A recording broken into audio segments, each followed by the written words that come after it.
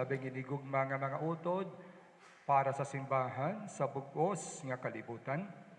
Labi na gid sa aton utod nga si Celestino nga iya gintawag na sa sining kalibutan.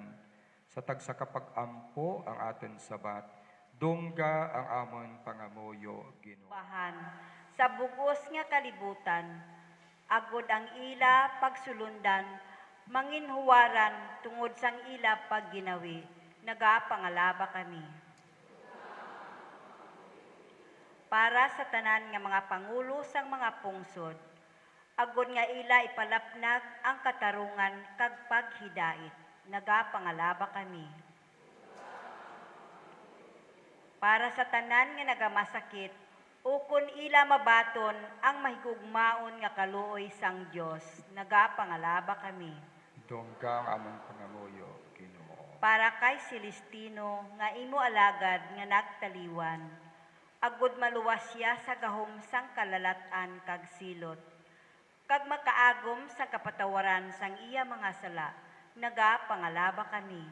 Dungga ang amon pangamuyo Ginoo. Para sa amon mga himata kag mga abyan nga nagtaliwan, agod nga madapit man unta sila sa pag-ambit sang iya kapawa nga wala sing katapusan, nagapangalaba kami. Dungga ang amon pangamuyo Ginoo.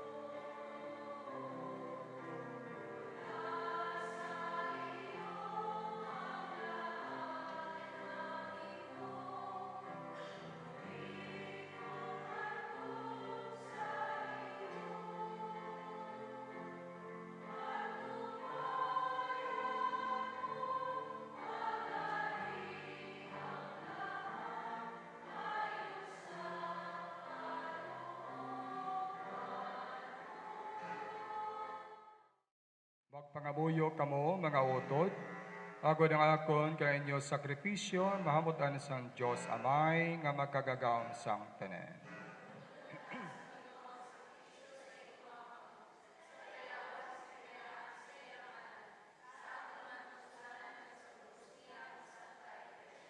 O Ginoo, tungod sang imo kaluoy, ginahalad namon ini nga mga dulot para sa kaluwasan sang imo alagad nga si Celestino nga nagtuo sing lubos sa imo anak bilang iya manduluwas.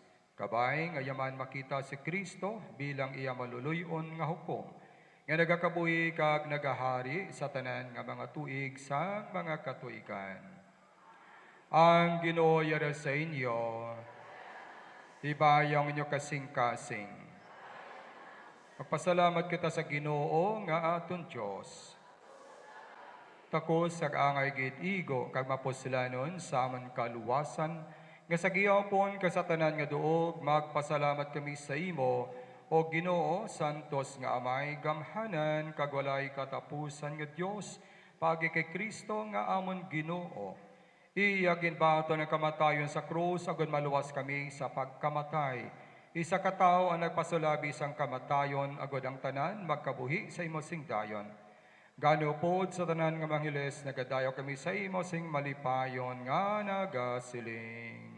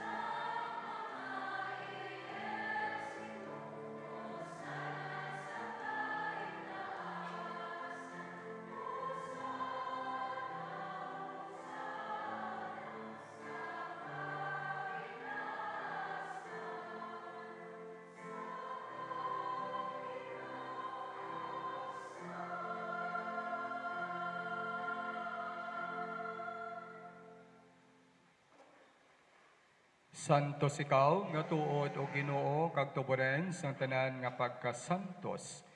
Gani padala ang imo espiritu sa pagpasantos sa ning mga dulot.